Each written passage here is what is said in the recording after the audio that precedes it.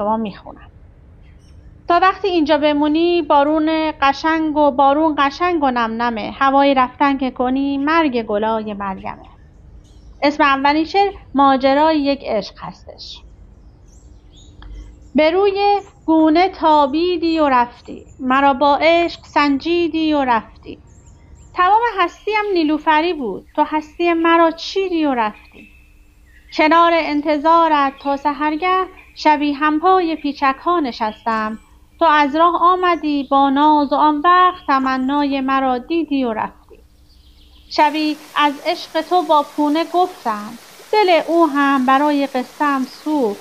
غم انگیز است تو شیداییم را به چشم خویش فهمیدی و رفتی. چه باید کرد این هم سرنوشتی، ولی دل را به چشمت هدیه کردم. سر راحت که می رفتی تو آن را به یک پروانه بخشیدی و رفتی.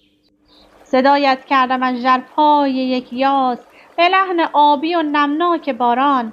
نمیدانم شنیدی بر نگشتی و یا این بار نشنیدی و رفتی.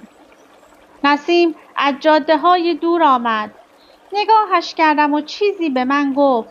تو هم در انتظار یک بهانه از این رفتار رنجیدی و رفتی.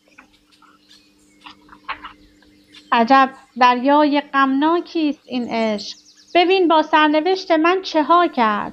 تو هم این رنجش خاکستری را میان یاد پیچیدی و رفتی.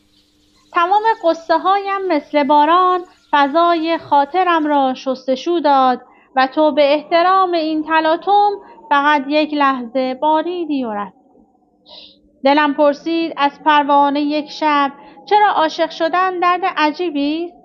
و یادم هست تو یک بار این را ز یک دیوانه پرسیدی و رفتی.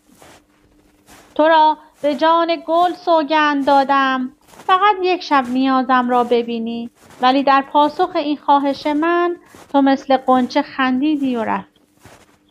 دلم گلدان شببوهای رویاست، پر است از اطلسی‌های نگاهت.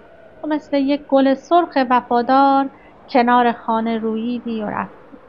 تمام بغض‌هایم مثل یک رنج شکست و قصه‌ام در کوچه پیچید، ولی تو از صدای این شکستن به جای قصه ترسیدی و رفتی.